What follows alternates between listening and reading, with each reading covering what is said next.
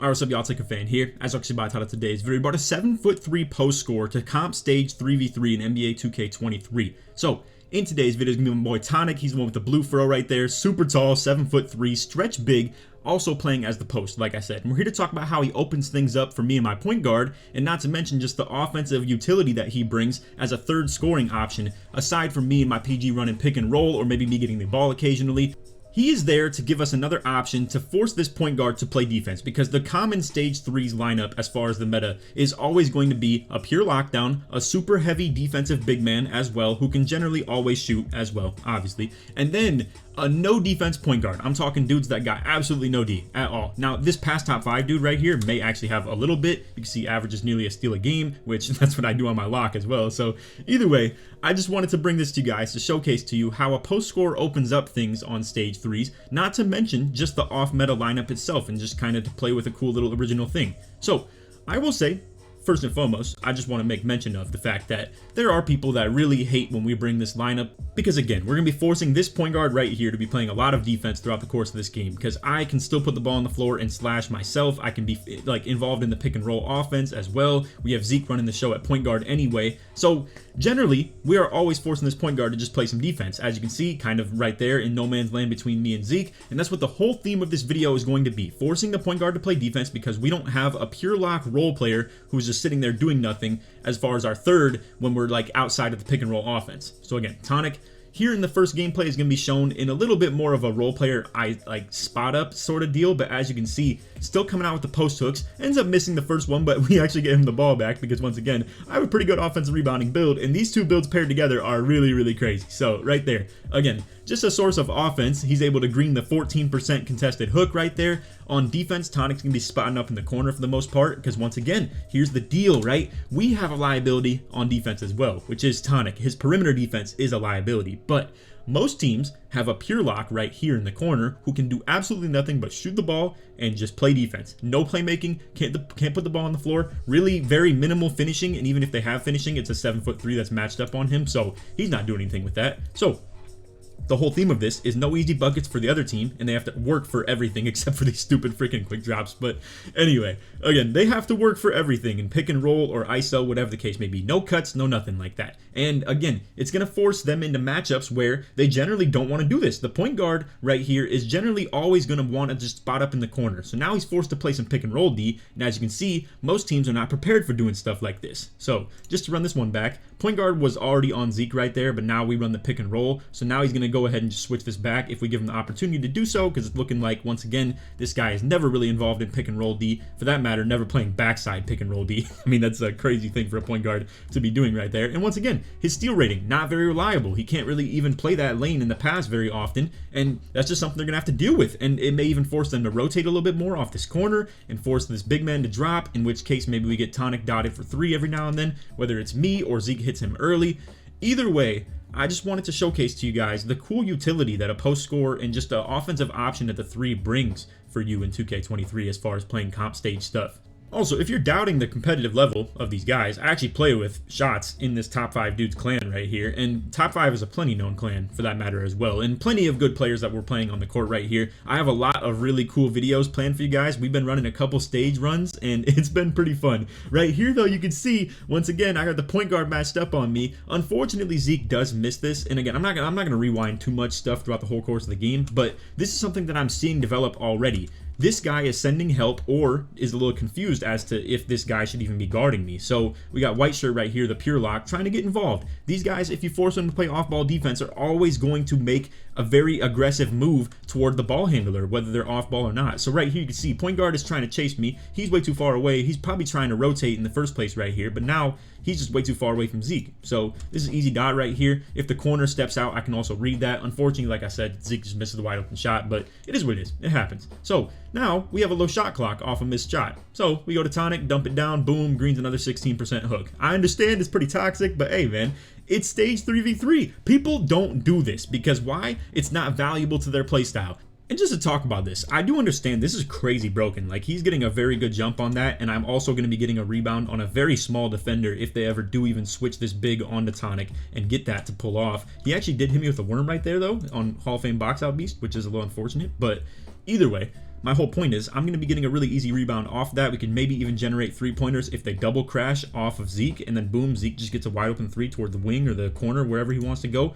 Either way, what I wanted to talk about is the fact that nobody else in this stage would even run this anyway. Like, I've seen a lot of people that we've played against so far being like, you're sad, like no skill, this, that, the other, obviously, right? And I do understand the post hooking stuff is pretty ridiculous. I also have a 6'9", 25 3-point build out here at the 2 playing lock, also playing like this kind of too, like really crazy. But anyway, what I want to talk about that though, real quick, to just kind of divert from the topic of the video, is to talk about how nobody would dare run what we're doing anyway. Not for the sake of pride, they just don't think they would win or be good on this lineup. Again, I have a 25 3-point build at 6'9". You know how rare it is to see an inside big in the first place on stage? That, let alone to run it at the 2 and play it as a lock, and to not even bring a pure lock out here. We don't have a 6'7", 99 steal like pure lock that almost every stage team is going to be running. And again, we have a defensive liability on the perimeter defense for Tonic to be out here on literally like 50 prim D. Now right here, we sauce these dudes up. I missed the contact dunk though, unfortunately. I still get the ball back. We get the standing dunk. 70 standing dunk, going crazy by the way. But anyway, again, I just think it's funny because all these stage dudes, like, I got a message saying like wager valid or something like that, because valid to these stage guys means a 6'6" and below point guard, a 6'7" and below lockdown, and then I believe the big man height cap, you have to be above 6'9", so you either have to be 6'9" or taller. And ironically, we have a 6'9" or taller big man out here, but he's not playing pick and roll D. He's like spotting up in the corner on D, and then able to be our corner spot up on offense as well. Why? Because my build provides utility. I'm a pick and roller at the 2, yet at the same time I'm playing like a lockdown or like a backside hedge defender, and we have a point guard out here that can actually play some defense. So this lineup creates a lot of problems for teams, and it all stems off of, like I said, having a 7'3" post scorer in our corner, because he's able to just still defend pretty well, as well, I should mention. But unfortunately, there will be some times that we get a couple of like bad situations out here. You can see I actually get a little bit of a ghost right there. And once again, this is another thing about utility on defense. If Tonic gets put in these pick and pops, I have an elite defensive build right here that covers a lot of ground. I'm on lock take as well, and I'm stuck in the corner. Instead of being an idiot, or for that matter, I should mention, instead of being a small point guard that has very low defense and being a liability as far as helping these guys in their 2-man game on defense, I am not going to be just hugging this guy and making sure my matchup doesn't score like other point guards would be doing if they're stuck in corner D. I'm actually stepping out toward Tonic's offensive matchup a little bit and maybe providing a little bit of help, even if that just scared him out of his shot a little bit, or maybe he was worried that it was going to be contested, sped up the jump shot or something like that. Whatever the case may be, it really just provides good defense in general. So and you can see I was making some plays too. I unfortunately went too aggressive on that one, because here's another thing too. Let's go back to that real quick of the time that I actually got the inbound steal, because right here, this guy is a sheep. He doesn't want the ball. Like, none of these guys want the ball at all. I promise we'll go back to where we were in the gameplay, but I want to showcase this first and foremost. So pretty much, I take the ball away from the point guard, or they just don't like stay patient enough to give it to him on the inbound. Watch this though.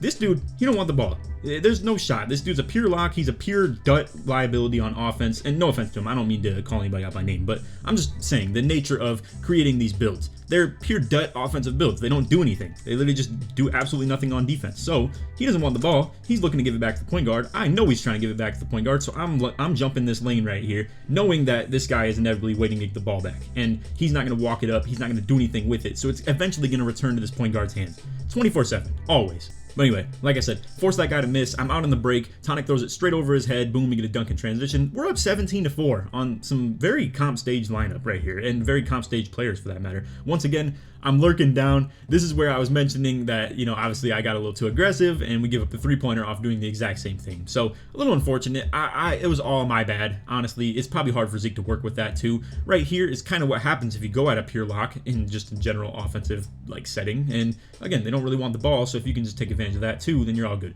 Right here, they're in scramble mode, very heavy off that steal. Again, if they can't set up with this point guard being on whoever they exactly want, you're gonna see they just get very lost, because he's chasing me, then he's chasing point guard, then now we're getting the numbers pushed on him where he has to just end up in the paint, and Tonic's out on the break too. So really, really elite offensive lineup that we have out here. It does suffer a little bit on defense though. Considering I'm out here at the quote-unquote pure lock, but I only have 89 prim D and 90 steal, it's not something you generally see from every stage player by any means. Like, what you generally see in the stage is going to be a 6'7", 97 prim D, 99 steal pure lock that has like 35 defensive badges and can generate all types of steals off these gloves. But again, the whole key is we're keeping it away from him. he only gets one steal, and it was just that pluck steal at the very end, and we're putting it at this guy's head, where we're forcing him to play defense all game and forcing him not to play defense. And again, this all generates off having a post scorer, because we can literally just take the general matchup where a point guard always wants to guard the corner because they have no defense, and they generally can just line up on pure locks like how his teammate is. And instead, he's forced to play defense on a 7'3" post scorer that's spotting up and able to knock down threes as well. So again, then subsequently off that, it forces these guys to actually play wing defense and be involved in pick and roll game, where if Zeke is knocking down his shots or moving really smooth with me and stuff like that, we can get easy slips for me as well. And generally it all just lets everything come together full circle. So this was the updated gameplay that I have that we just got last night. I'm gonna take you guys back to probably a week ago or so, where you're gonna see my points per game change pretty heavily, just off the fact that, like I said, it was about a week or two ago, but it showcases Tonic's build in his scoring role a little bit more. All right, so on to the second gameplay. Like I said, stats change quite a bit, more rebounds, less points, worse field goal percentage, all that stuff. So it's very obvious that this was like a while ago, right? But anyway, we're playing against Purpose, WF. I actually played with him in rec when I was playing with sub sessions and stuff too. So shout out to him, and shout out to the WF boys right here too. And again, this is not me bashing anybody if I ever make stage videos like this as far as the personal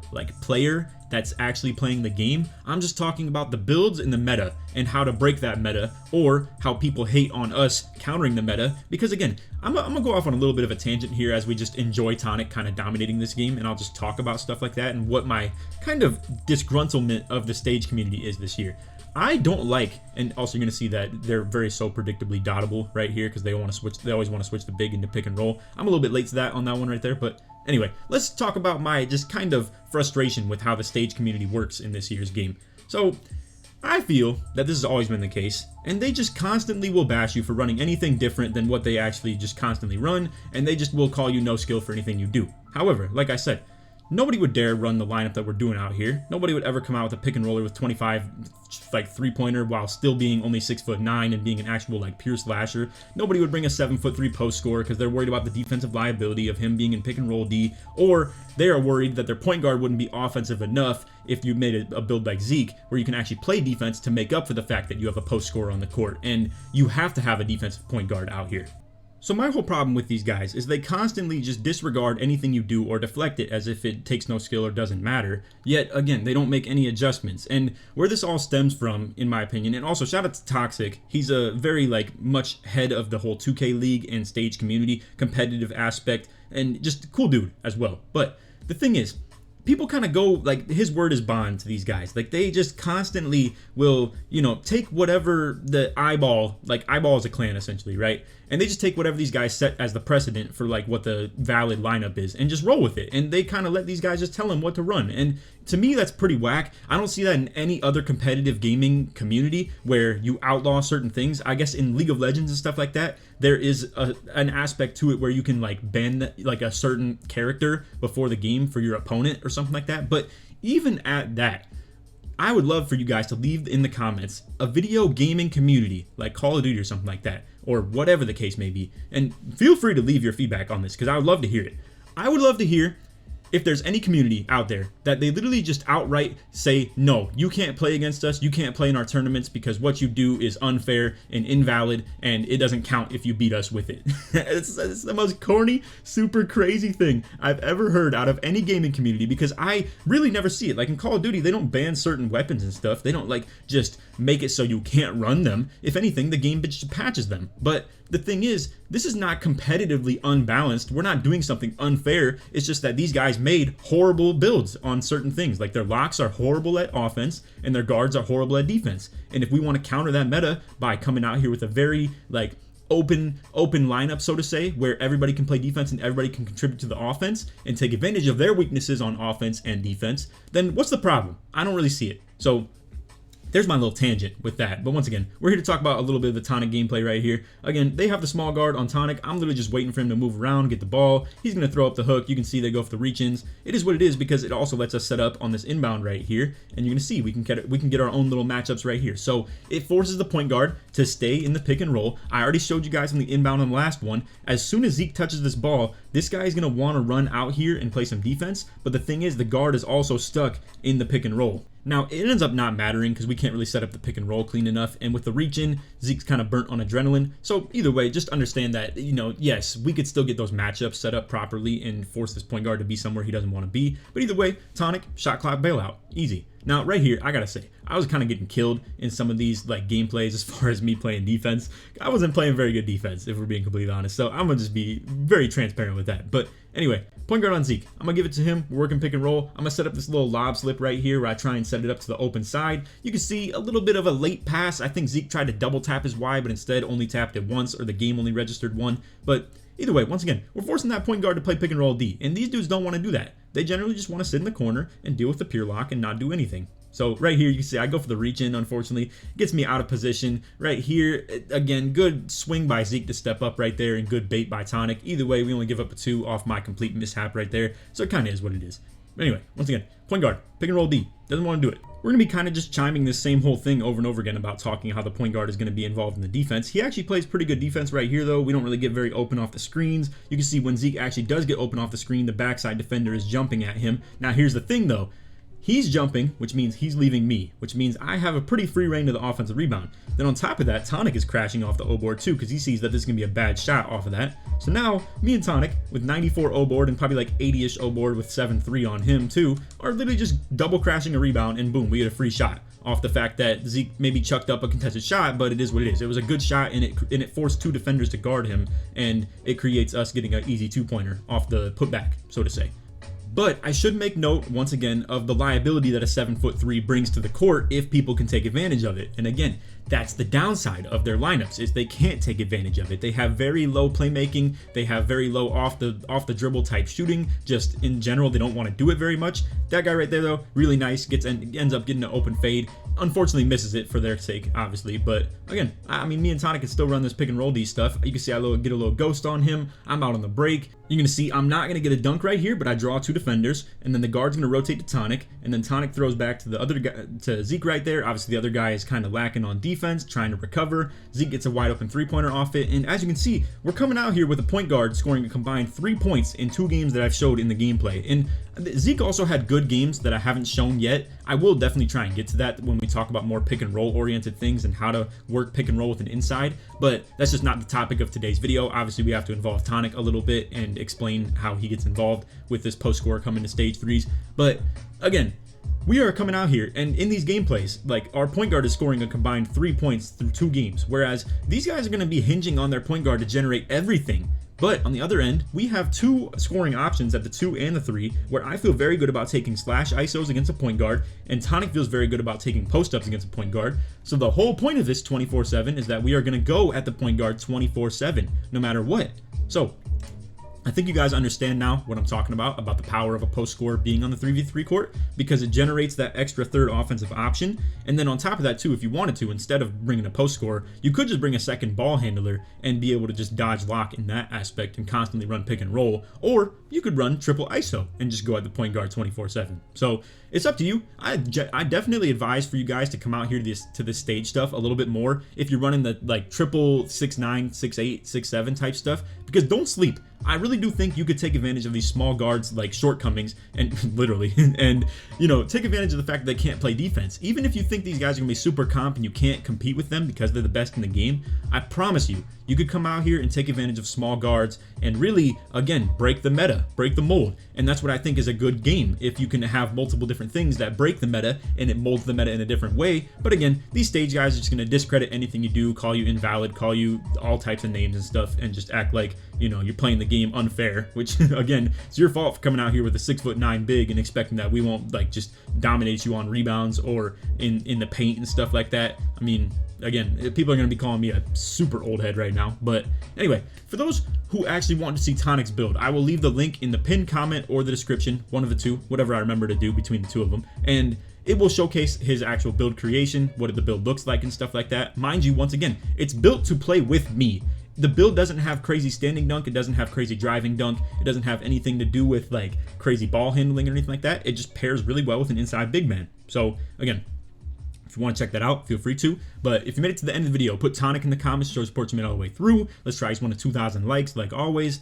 And again, just leave Tonic in the comments if you made it to the end. Shout out to my boy. Shout out to Zeke too. I might try and maybe in a different video I'll leave Zeke's YouTube channel, or maybe I'll just leave it in the description as well for those who are curious. But both my guys right here are very into the 2K like YouTube realm this year, and they've been going pretty hard with it. So we're gonna be trying to support the boys this year too. But anyway, again, I'll probably make a second video talking about how me and Zeke work the pick and roll in stage and stuff like that, and how it all works out. So I'll probably shout him out in a particular like separate video. But anyway, that's all video. Hope you all enjoyed. None of that. Take it easy, man. Peace.